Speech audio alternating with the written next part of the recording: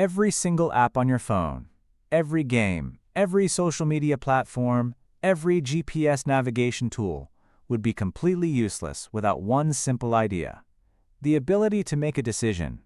Today we are going to unlock that exact superpower in Python, and by the end of this video, you will never look at an if statement the same way again.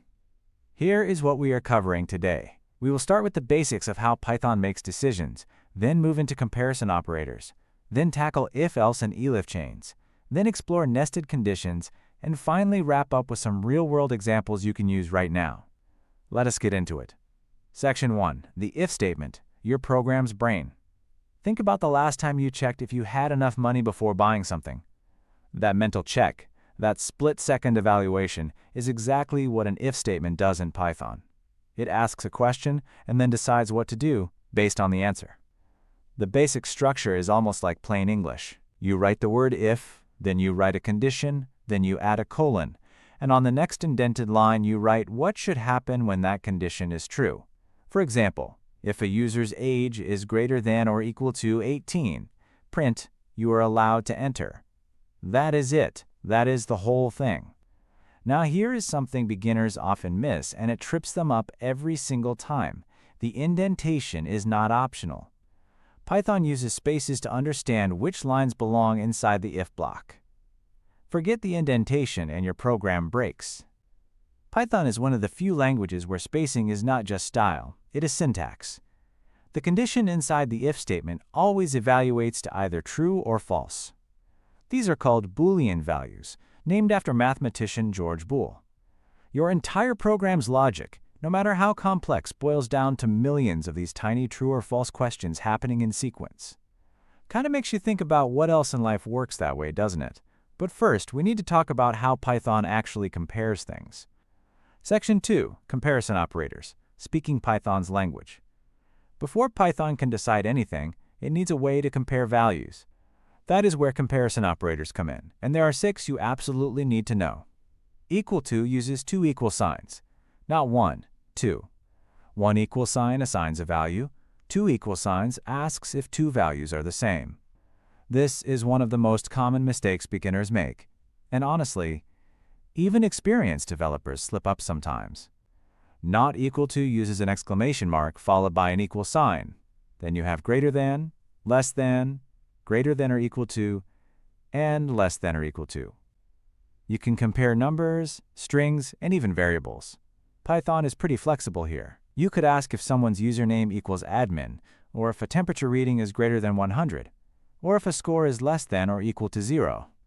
Here is something worth thinking about. When you compare 2 strings, Python is actually comparing them character by character using something called Unicode values. So the letter A is not equal to the letter A in Python's eyes. Case matters. If you have ever built a login system where the username check kept failing, this might be exactly why. But what happens when your condition is false and you still want your program to do something? That is where our next section comes in. Section 3. If, else, and elif, covering all your bases. An if statement alone only handles the yes case, but real programs need to handle the no case too. That is what else is for. Adding else after your if block gives Python a backup plan. If the condition is true, run the first block. If it is false, run the else block. Simple, clean, powerful. Going back to our earlier example, if age is greater than or equal to 18, print, you are allowed in. Else, print, sorry, you are too young. Every single person who runs that program gets a response, no matter what age they enter. But what if you have more than 2 possible outcomes? What if you have 3, 4, or even 10 different scenarios? That is where elif comes in. And elif just stands for else if. You can chain as many elif blocks as you need between your if and your else. Python checks each condition from top to bottom and runs the first one that is true. Once it finds a match, it stops checking. This means the order of your elif statements matters a lot. Put the most specific conditions first, and the more general ones later. Picture a grading system. If the score is 90 or above, it is an A. If it is 80 or above, it is a B. If it is 70 or above, it is a C.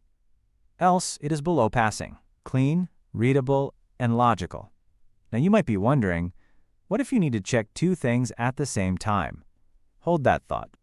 Section 4. Logical operators. Combining conditions. Sometimes one condition is not enough. Sometimes you need to check if a user is both logged in and has a premium subscription. Or maybe you want to do something if it is either raining or snowing. Python gives you 3 logical operators to handle exactly this: and, or, and not. The AND operator requires both conditions to be true at the same time. The OR operator only requires one of them to be true. The NOT operator flips the result. It turns true into false and false into true. Here is a practical example. Imagine you are building a simple game. You only let a player proceed if their health is greater than 0, and they have at least one key in their inventory. If either of those fails, the game stops them.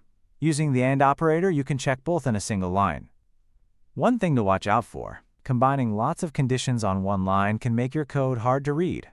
If your line is getting too long, break it up using parentheses to group conditions. Your future self, and anyone reading your code later, will thank you. So now that we can combine conditions, what happens when we need to put decisions inside other decisions? Let us look at that right now. Section 5. Nested conditions and real-world examples. Nested if statements are exactly what they sound like: an if statement inside another if statement. They let you drill down into very specific scenarios step by step. Here is a real-world example. You are building a discount system for an online store. First, you check if the user is a member. If they are a member, you then check how many years they have been a member. If it is more than 5 years, they get a special discount. If it is less, they get a standard member discount. If they are not a member at all, they get no discount. Each decision flows from the one before it. Nesting is powerful, but use it carefully. Code that is 5 levels deep becomes very hard to understand and debug. As a general rule, if you find yourself nesting more than 2 or 3 levels, it might be time to rethink your approach and maybe break it into functions. Decisions are the heartbeat of every program ever written. From the simplest password check to the AI systems making recommendations on streaming platforms, it all comes back to if, else, and elif. If you made it this far, you now understand how Python thinks, and that is genuinely a big deal. Drop a comment below with one real-world situation you think could be solved with an if statement. I read every single comment. If you found this helpful, hit the like button. It genuinely helps this channel reach more learners just like you. And subscribe so you do not miss the next video where we dive into loops. See you there.